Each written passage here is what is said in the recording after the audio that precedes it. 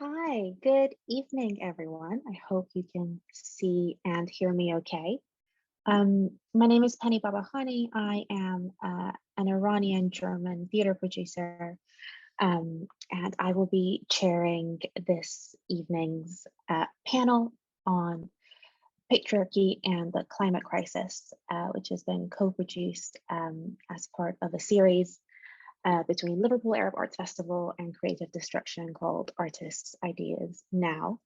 Um, to give you just the smallest introduction to the event, so the co-hosts this evening, Liverpool Arab Arts Festival. This festival was founded in 1998 and is the UK's longest running Arab arts and cultural festival.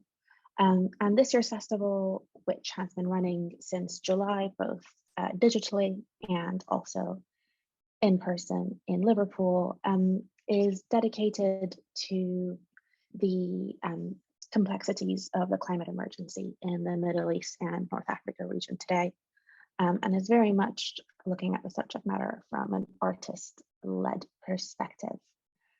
My kind of involvement with this year's festival has been as a creative producer of 22, which is a creative anthology of rapid responses from artists and activists across the Arab League, providing conversation starters, kind of openings and entryways into the really big, vast, and sometimes kind of impossible to grapple with topic that is the impact of the climate crisis on the Middle East and North Africa. And so I'm really, really pleased today to be joined by three artists who have contributed to the 22 project, who are our panelists. And if all the technology goes well, they should start appearing on your screens once I introduce them. So first up, we've got Rossier, who is a documentary photographer based in Ireland. I don't know what order you see them in, but next on my screen, I've got Juliana Yazbek, who is an actor, writer, and musical artist. And finally, we have Maha Alasaker, who is a visual artist based in Kuwait. Hi, everyone. We've just seen each other, but it's great to see you again, formally, properly, as part of our conversation. So I guess maybe a good way to start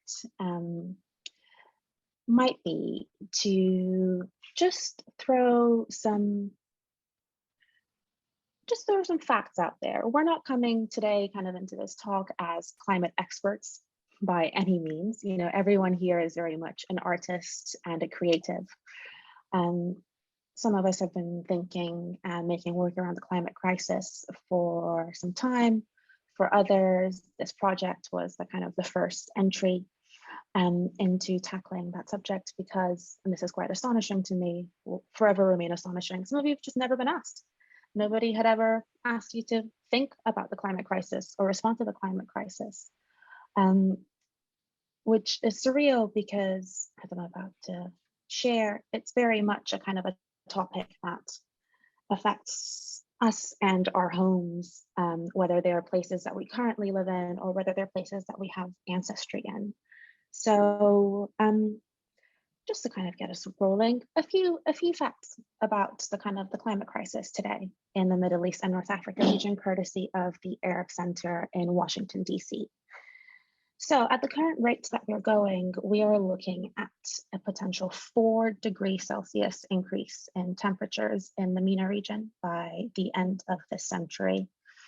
And that is compounding effects that are already being felt. And I think this is a conversation that Maha and I had when we first spoke, but about 5 years ago, Kuwait recorded the highest temperatures that had ever been recorded in the Eastern Hemisphere. Kuwait and Iraq both were two of the highest temperatures that had ever been recorded in kind of modern history.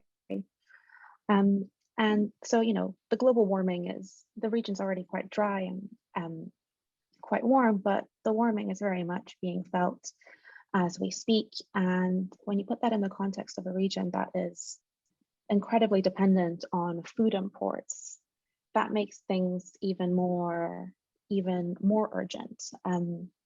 According to the kind of the papers that were cited by the Arab Center in Washington, D.C., more than 50 million people in the region were considered chronically undernourished in 2019.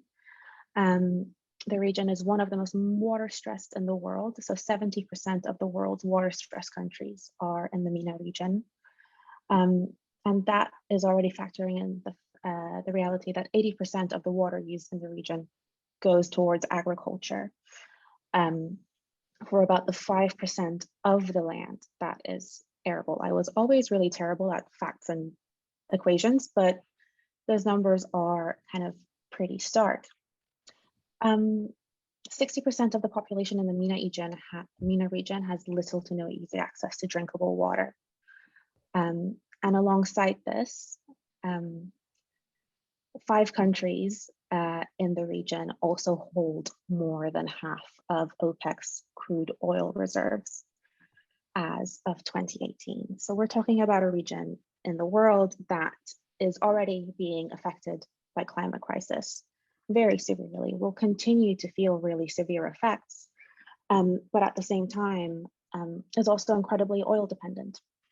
And there is no kind of obvious exit strategy for how that might change rapidly at the scale that we need it to. Having said all that, we're not the climate experts here, but what we do have is 3 amazing, kind of brilliant artists for whom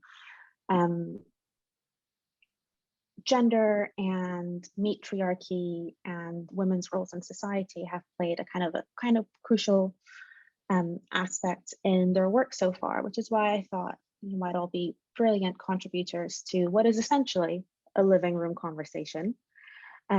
I've had the pleasure of speaking to all 3 of you individually about the climate crisis, about your thoughts on it, and you have all kind of contributed beautiful works that everyone can see on the Liverpool Arab Arts Festival website. But before we go on to the kind of inevitable question of patriarchy and the climate crisis, I thought I would just ask one by one, what, if you recall, your kind of first reaction to hearing from me with an invitation from LAAF about contributing on the topic of the climate crisis, and how you initially thought that fit into your work. Even if that response was, I don't really think this fits into my work, I'd be really kind of curious to hear on reflection what that was like. Juliana, do you want to kick us off? Honestly, can you hear me all right, first of all? Yeah, okay. I just wanted to chat with you and Lala and Maha. Honestly, I was like, why has this never happened? Like, I just want to sit down with 3 other MENA women, also creatives, but also just women with these lived experiences that we've been having for our entire lives, whether that's displacement or in the motherland, like you said, and talk about what we're going through. Honestly, that was it.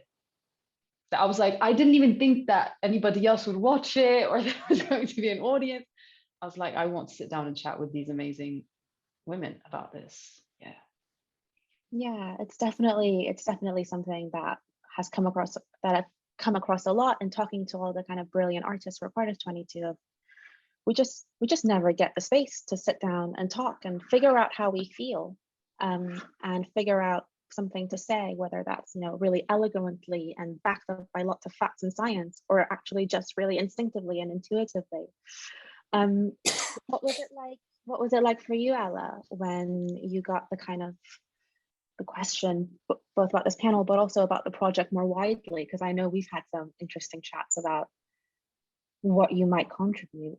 Well, like when I got your email, I literally went blank, I'll be honest. But I remember, so a lot of my work has got to do with human rights and so on. And I remember once I was reading a research about how climate change affects the MENA region women in their human rights. Like as simple, like most of the people that travel for water because there's no water in their area because of their climate change are women. So like it's something as simple as that we don't think about it. And I remember reading the research and it said that the women are getting married younger because the male wanted them to be safer and having their own household and everything, so they don't have to do those journeys, especially from one tribe to another. And it's a simple thing that we don't even like think about. Even like having electricity in the tents, like solar panels instead of actual, like some places don't even have electricity. So something like that, like solar panels, would change a lot. So that's what I first thought, but I can't do anything around that because I'm not in that area, and especially because of that short amount of time. 2 weeks was it, Penny? I remember. And so I started thinking, and then it was me and you having conversations about traditions. And then I started thinking about my grandmother and the past and how like her clothing went on to me, the rest of the grandkids. A lot of my living clothes was moved on from one person to another person to another person until it got to me. So I was like thinking the sustainability of the traditional clothes. And that's how my idea came about for the collaboration. So yeah.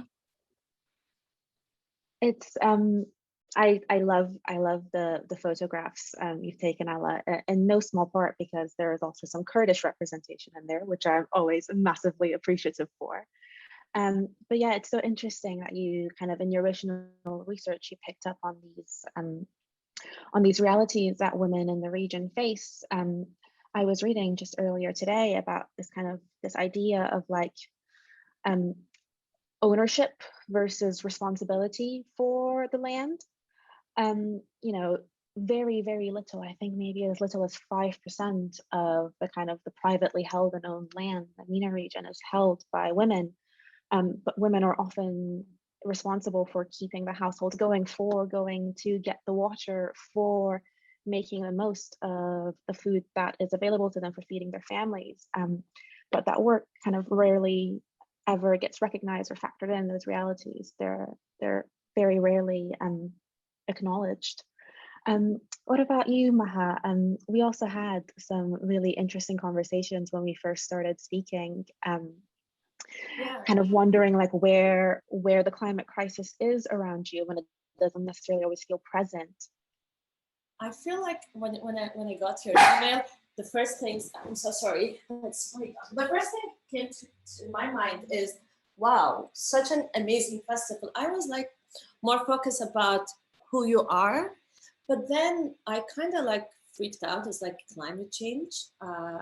Like my work is not about that, but through the conversation, I realized that my work is about that. It's just how a word can sound different and how we perceive things based on the media and the way how we see it.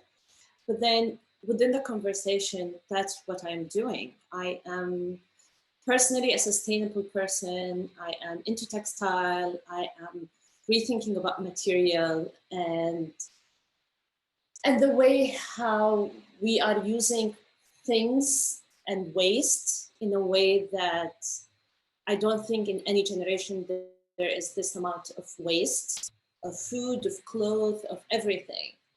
And I was so excited that this conversation came from you guys, because usually these kind of conversations always coming from the West, maybe having, but to have this kind of identity, people who I relate to, and I mean, we do have our voice. It's just there is no one place that puts it together.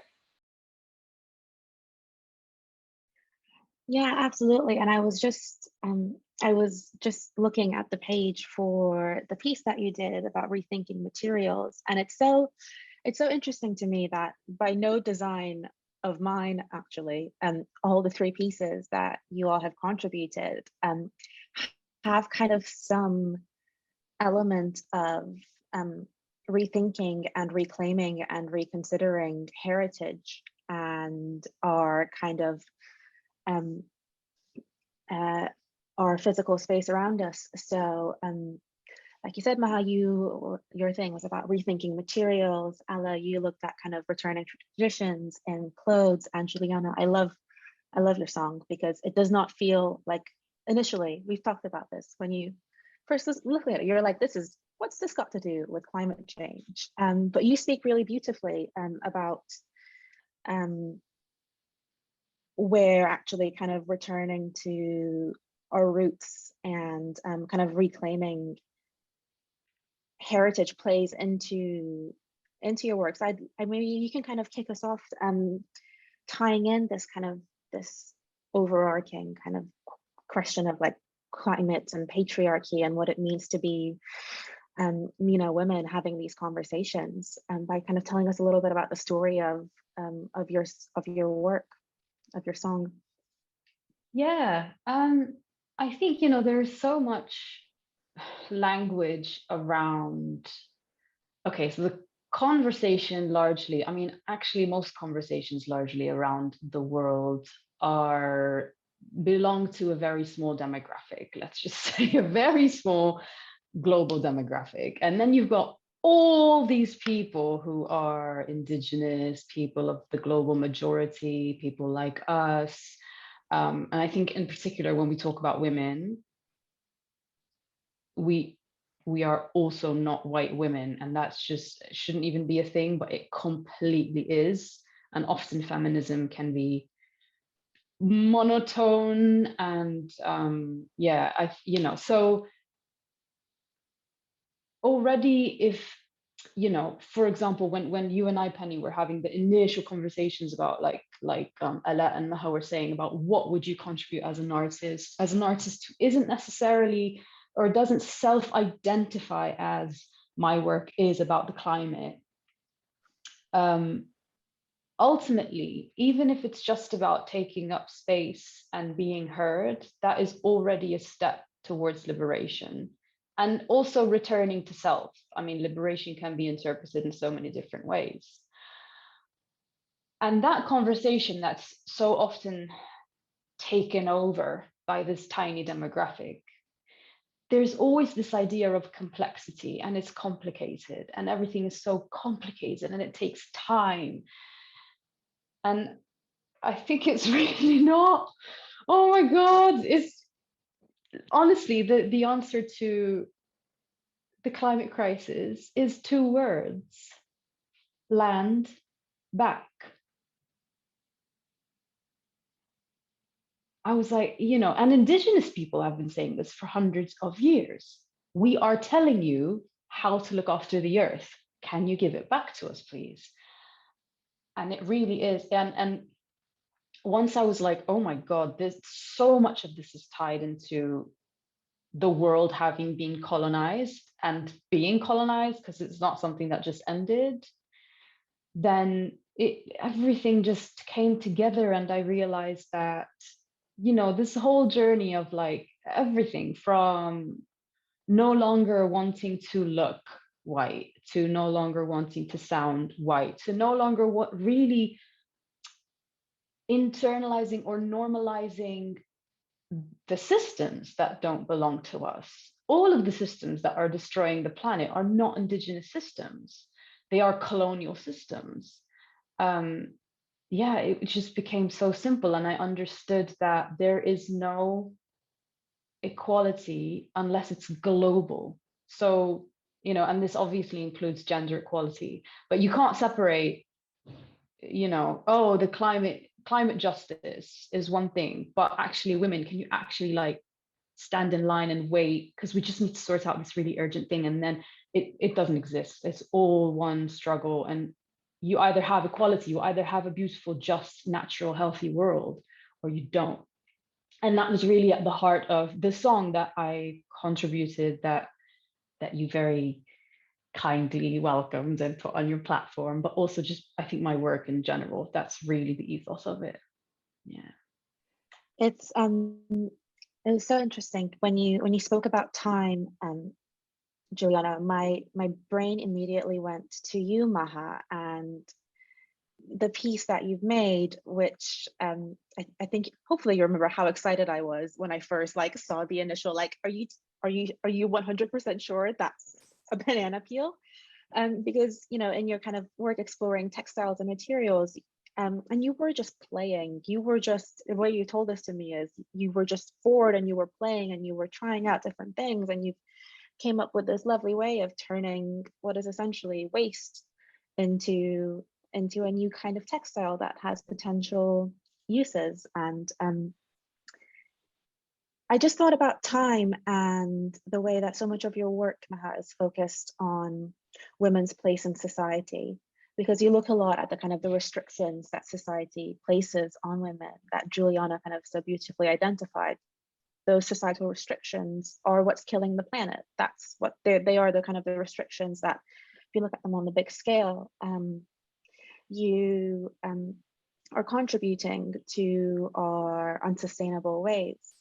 And I was wondering whether, as you were making your contribution for this project, whether you kind of had any thoughts about time and what it meant as a woman, as an artist, to have time and to have space to create differently and to think differently, and whether that kind of sparked any ideas in you. Time is like one of the things that I've been thinking a lot about, and also the material, because I'm also experimenting with natural dye and stuff. But it was funny that like I was showing you a lot of work and I was telling you about my new way of playing. And because like sometimes when you start making art, you start to rethink, overthink everything. And instead of producing work, you just criticize yourself. And it was just like the banana that I eat in the morning, and I kept it in the car. And then I start to see the transformation of the skin of like the peel of the banana, which is, I see it as a skin that's similar to my skin, and how it changed based on the time, and how it starts soft and yellow and then start to be very stiff and fragile.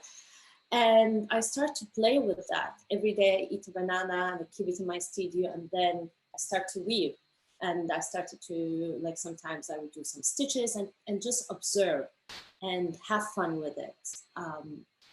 But then every day, more and more ideas start to come. And when I start weaving, it just hit me about the things that we wear every day, that we even don't think and don't like consider how this fabric was made. It was a thread. It's just like the way how they bond together. And these simple things that we do every day, and we don't think about like what kind of material is that. I remember buying, I love fashion, and younger I was like just buying because I like it or just look good. And when I decided to switch to sustainability, I realized that there's so many information that even hidden, like it wasn't available to me younger. I didn't hear about these kind of things. I was like hearing certain messages. And once I start to get excited about that, I was like, okay, I'm damaging. The first thing I do when I go to store is just like check the label, check the material, and then think if I really need it or not. So all that also come back to hidden informations and the power of information, and the idea that women are, like, especially in the Middle East, the Arab women, they're the one who run everything. But at the same time, they are full of fear because there's a lot of restrictions and there's a lot of filter of information going to them.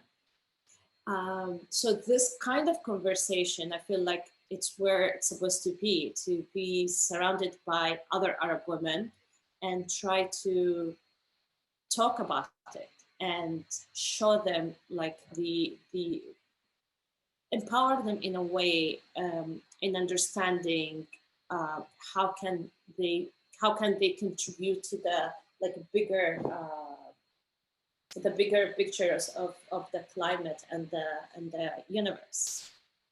Yeah, and absolutely. And that requires time and space. And it's so often the kind of thing that's not granted to us because, one of the kind of the hallmarks of patriarchal systems is it's kind of relentless productivity, relentless effectiveness, efficiency, and never just the time to sit and to explore and to think and to reconsider, to make different choices. And actually the choices that women make by nature of kind of the role that they have in society, they have a huge impact on a kind of on a personal level, less so on a political level, which is why I guess we always hear this kind of refrain of like, imagine if a woman was in charge when that was going on, how differently it might have played out.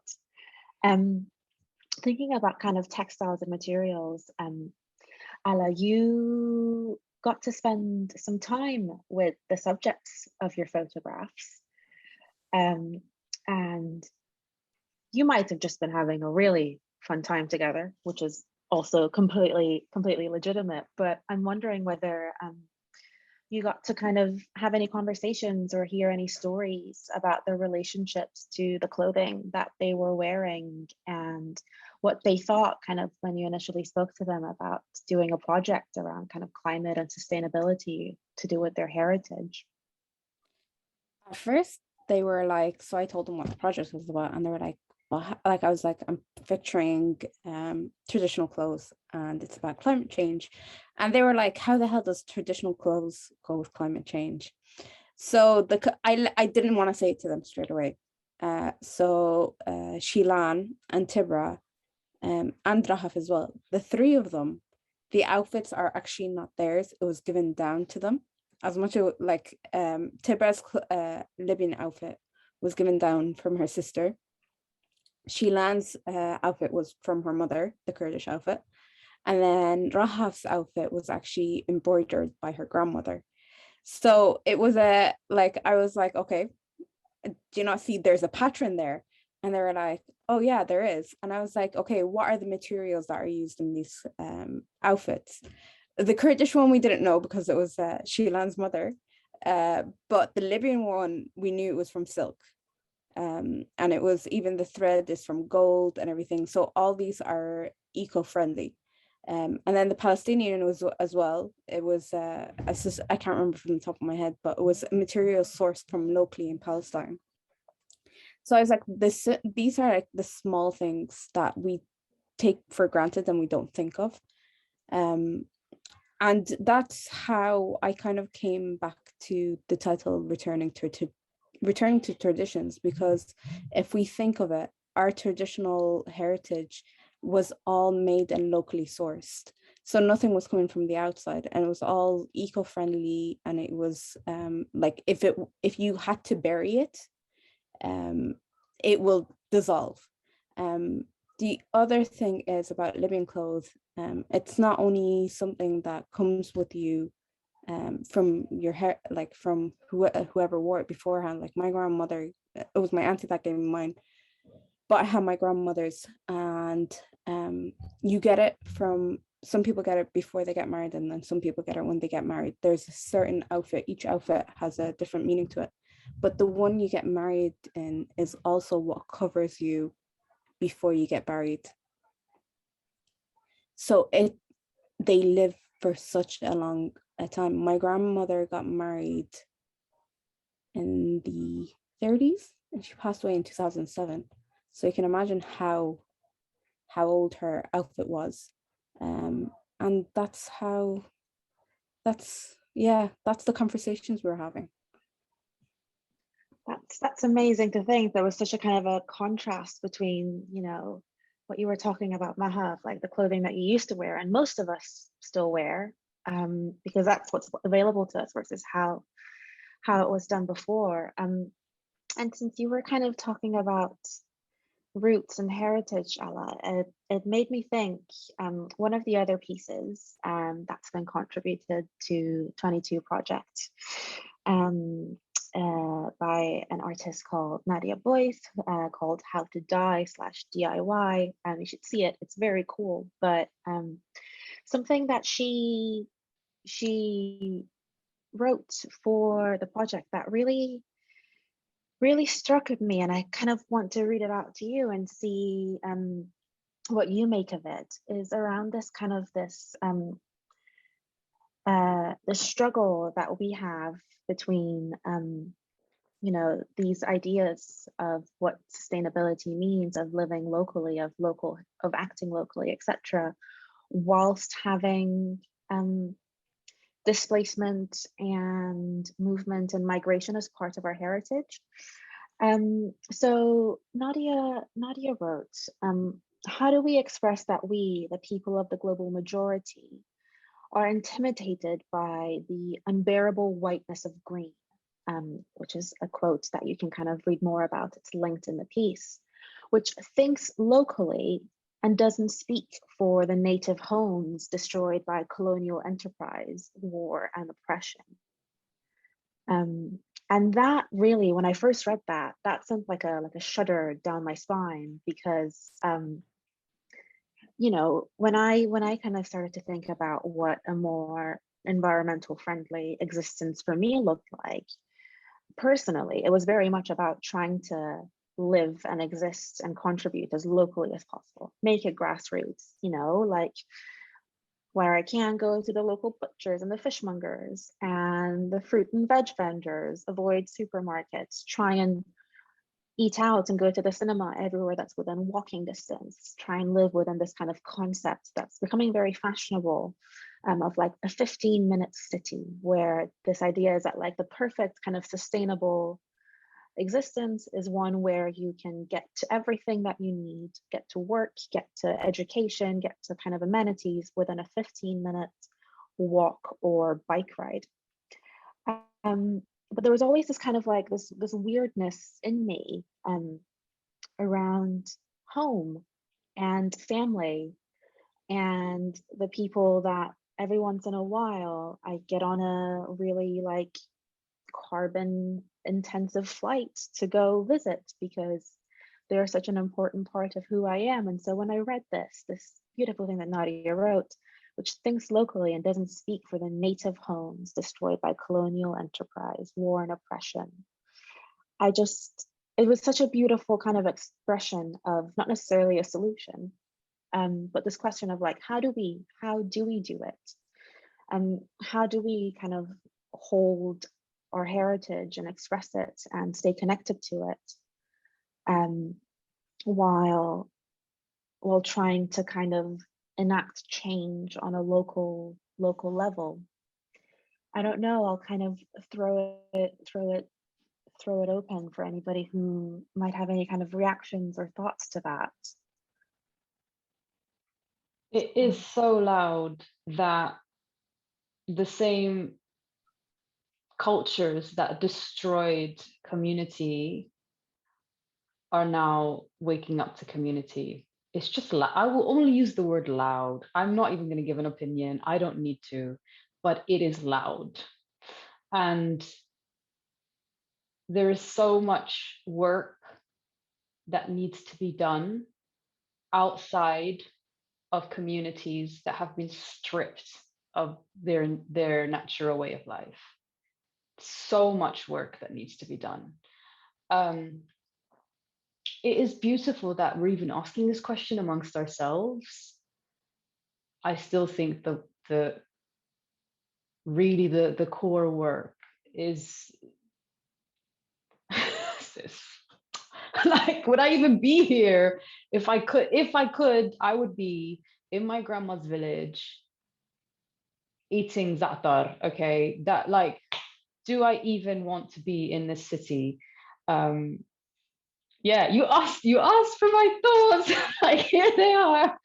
But yeah, it's really loud, and it's also, you know, there's this like cycle of, there's a lot of finger pointing towards global south, for lack of better words, awful term, and indigenous peoples, and like, your practices are barbaric, and like, you are the largest producers of waste and pollution.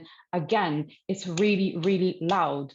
Like, some indigenous communities literally cannot survive without traditional hunting practices. Other communities cannot survive without fast fashion and cheap production, and, you know, things that aren't serving anyone, least of all them. And we all know why. we know why. We know why being an eco-conscious person is now an expensive practice that is so against nature. And I really think that's where the work needs to start. I don't know, like if any white people are watching this, like just look in the mirror and start there. Thank you.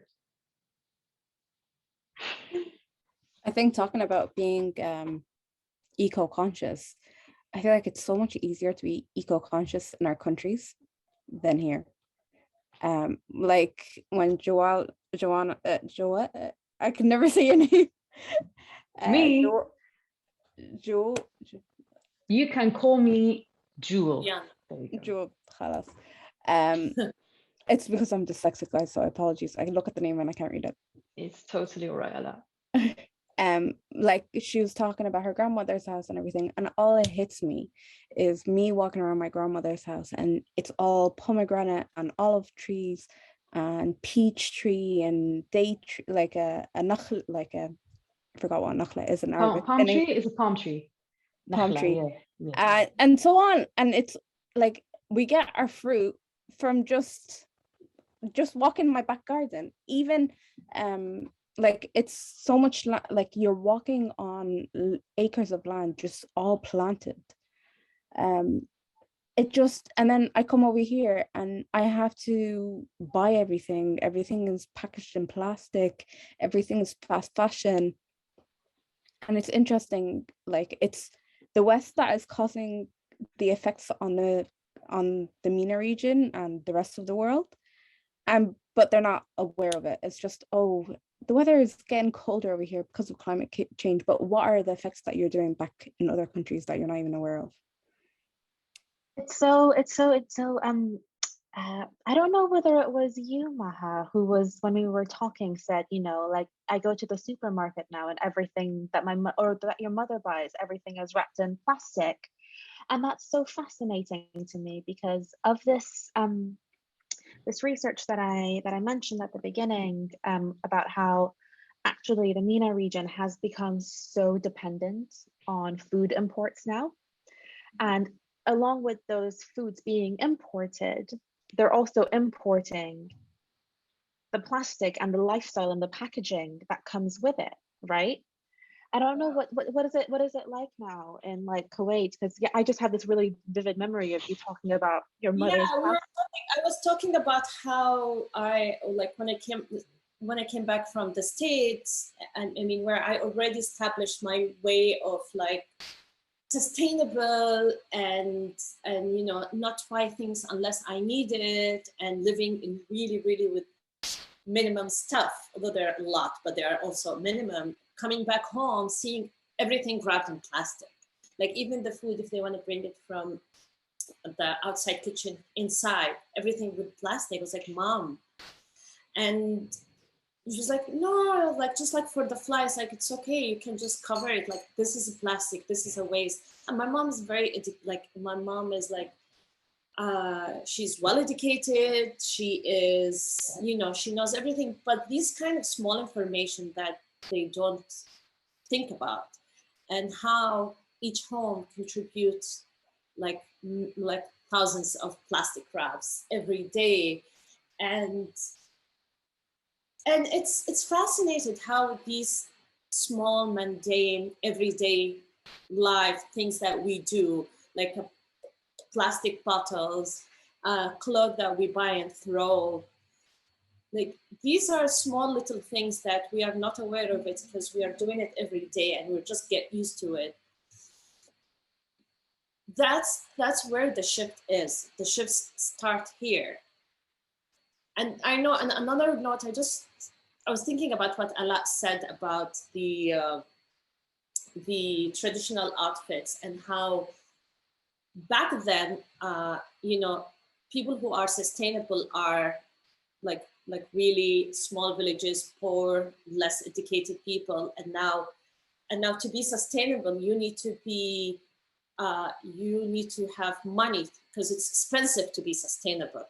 And it's like really fascinating me how the idea of being sustainable and think the materials is really costly, and it's start to be like an elite or like a trend that only people who has more advantage, like money-wise, to do it. And this kind of new society that complicated things and now want things to be back to basic, but it's expensive.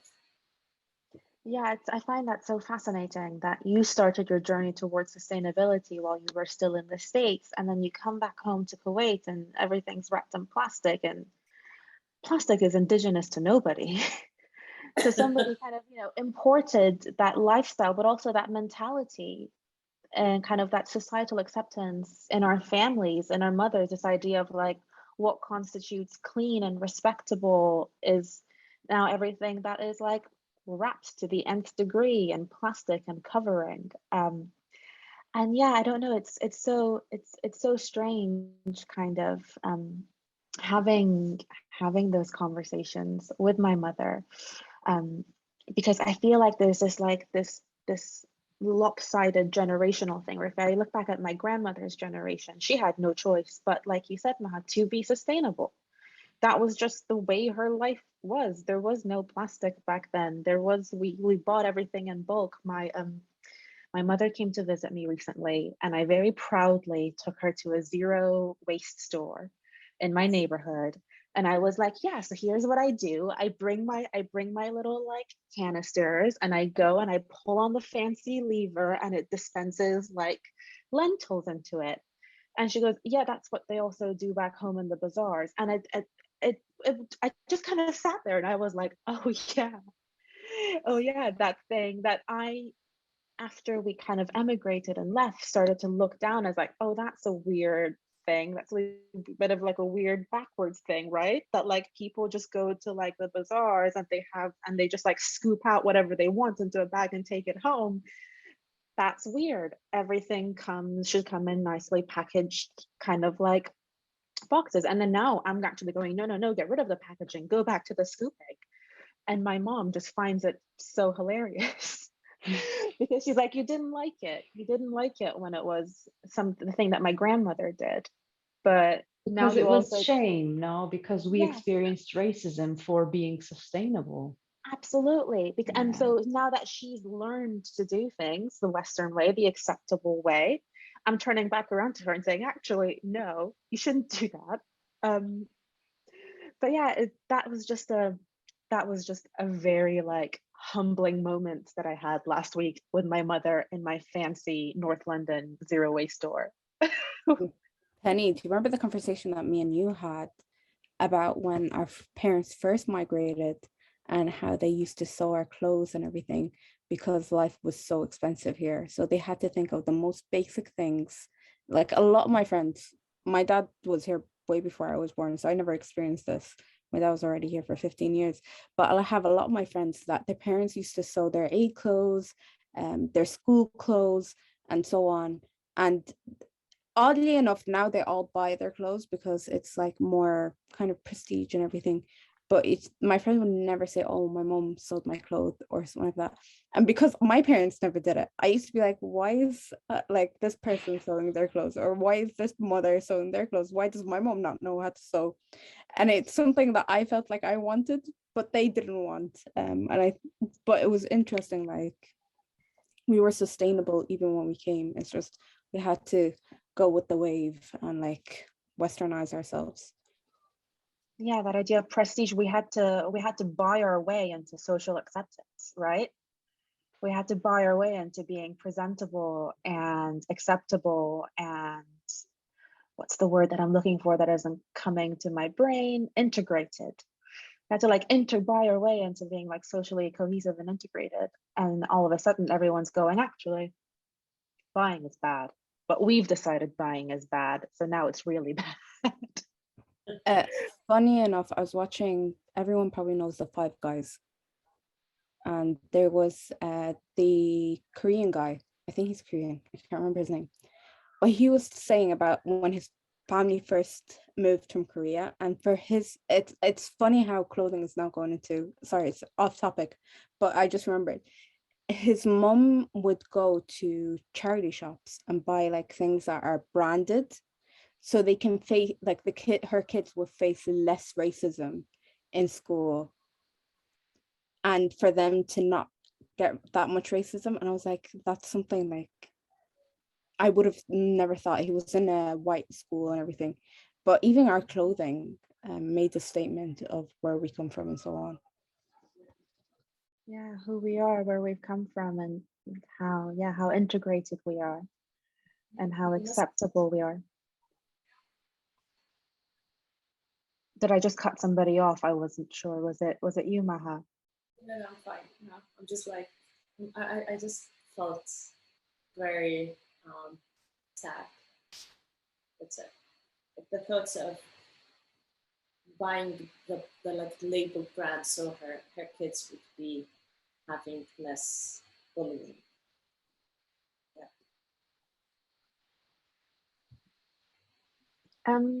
We have about kind of 10-15 minutes left, and so I actually wanted to open up to the rest of you. Are there any kind of questions that you want to ask of each other, or anything that you kind of want to squeeze into these last kind of 10 minutes of conversation? Otherwise, I will have questions, but I thought I could stop asking the questions for a minute and see if any of you on the panel wanted to ask each other questions. I have one question that I always find hard to answer. How do we make our careers sustainable, like climate friendly? Because a lot of us use electricity, petrol, so on. That what decisions do we make when we make work? I never thought of that in this way. I feel it starts with the way how you live your life, like the decision that you do every day, the things that you illuminate and live with it. And through that, your art would be coming from there. So it's mostly about your daily habits and choices that you make. Because once you live in that environment, your art will be more within these rules. What about you, Juliana? Such a good question. I do know that the system I am sort of required to survive makes it impossible for me to truly live within the, I don't even want to say ethics, because I don't think they're ethics for us. They're just the way of life. It's almost a spiritual thing, looking after the land. It's that simple. And after each other, and living for the community. I know that the system I live in now makes that impossible. And like we just said, and like Maha just said, if you're not really wealthy, you can't really make those decisions of being like, oh, I'm going to live off grid in the middle of nowhere. It's a bit mad that you have to be rich to do that.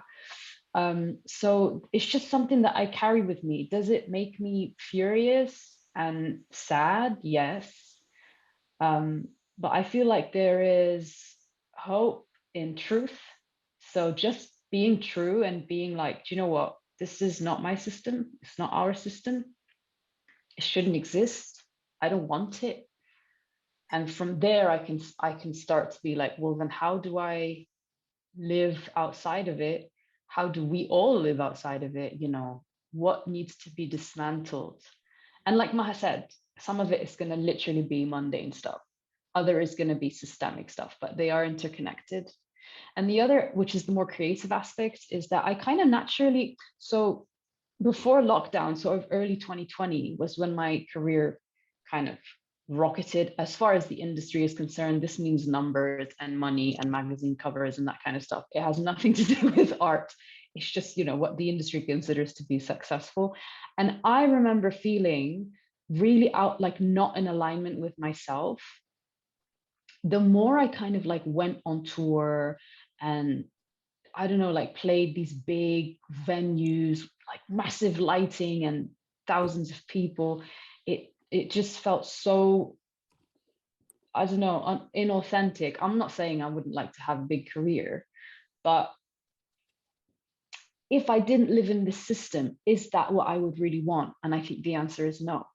I think the answer is I would want to use my voice, probably in a garden or a forest with a community, probably our community. It literally, if I didn't live in capitalism, that's what I would want as a human being, as an artist. And I just hold on to those two things and try to stay true to them. But I mean, the rage of knowing that, yeah, I have to live in this system that's not mine and it wasn't made for me, and it's kind of pretty much made to destroy us. But here we are trying to like hustle and thrive. You know, there is rage there. Maybe we can use the rage and do something with that.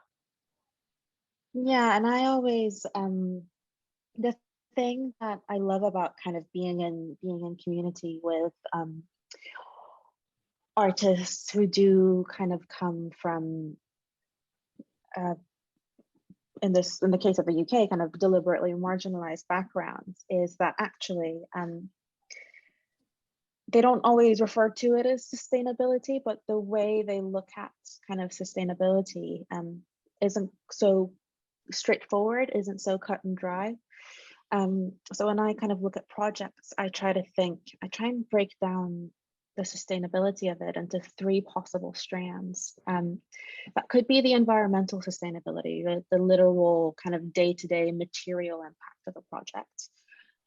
But it could also be the social sustainability of it. Who it serves, who it works with, who it creates a community for, what kind of like grassroots infrastructure it helps to either build or develop, upscale. And then there's also the kind of the economic aspect of sustainability as well. One of my favorite topics of research is this idea of a care economy, of it's kind of referred to as a feminist Green New Deal. The Green New Deal is this kind of idea that lots of governments, progressive kind of people are trying to push for governments to implement, of kind of overhauling the economic system around renewable energy, etc. And there's factions who are pushing for a feminist Green New Deal that is based in care, that is based in paying teachers more, paying nurses more, paying social workers and care home workers and people who work in daycares, the kind of the people really actually valuing those jobs and those roles. And artists, so that actually the kind of the labor of these people is recognized and compensated. And the kind of the thinking behind that goes that if we invest more money in looking after each other as opposed to just buying stuff, we will inherently live more sustainable lives. So that's kind of what I try to look at whenever I look at a project. I'm like, you know, realistically, like Juliana said, it's the system that we live in. It doesn't allow perfection. It doesn't allow us to fully live by our values, because it's always trying to exploit labor out of us. But maybe kind of you can hit 2 out of 3 pillars. Maybe you can hit one of those kind of 3 pillars of looking at sustainably in a more holistic way, whether it is the environmental impact, or it's the social impact, or it's the economic impact that you have. There's always room to do better in one of those, and kind of gradually, and maybe that will help the other aspects as well.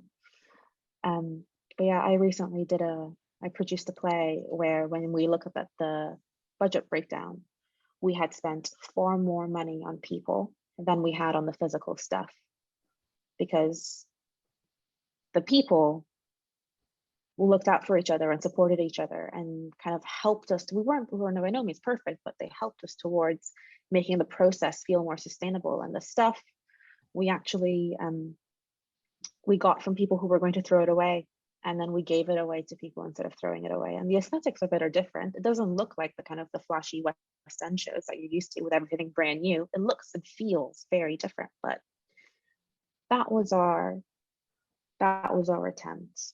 And I think attempts are important. Attempts like the kind of the beautiful works that you all have created for or contributed to 22 are important because they show possibilities, right?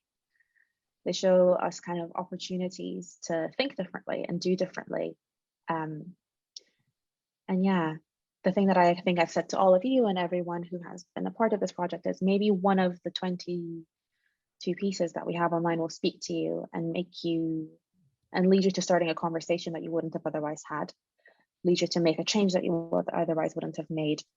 And that's a start. That is absolutely a start. I think we are very much at time now. I don't think we do have time for any other questions. But thank you all so much for joining me this evening in my literal living room for what's been a really fabulous conversation. I wish we could have had it in person, but I'm really glad that the wonders of Zoom actually allows us to connect across countries and cultures and time zones. Thank you for being us so late, Maha. Really appreciate it. Thank you for having me. I'm very grateful to meet amazing two artists. It's always for me, I get excited when I see another creative and try to learn and understand what they're seeing, what they want to say. So I'm enjoying the 22 artists too, just going through your website, whatever I have like spare time, just see the work, try to understand the person and their voice. Everybody there is really inspiring. Thank you all so much. I think the way this works now is we turn our cameras off. I was just going to echo what Maha said, that honestly, this was really special. You know, when we talk about doing the work, thank you, Liverpool Arab Arts Festival, for literally doing the work and claiming these spaces. Nobody's going to offer them to us. So here we are making space and time. And Ala and Maha, like, honestly, this has been such a pleasure to kind of see a bit of the insides of your creative minds and wonderful spirits. Yeah, thank you guys. I'm the same. And honestly, seeing other Arab artists kind of empowers me as well. Sometimes I feel, especially in Ireland, we don't have that much Arab artists. There's only about 4 of us. And I was the first to graduate from art school and actually get an award from the thing. So it feels like I'm really alone when it comes to Ireland in the arts field. But seeing other Arab artists kind of empowers me, and I'm so happy to have a conversation with all of you. And hopefully there's many more to have, and maybe one day face to face in Liverpool. Thank you all so much. Have a lovely evening, and thank you for joining us and watching from wherever you are. We're gonna disappear from your Zoom screens now.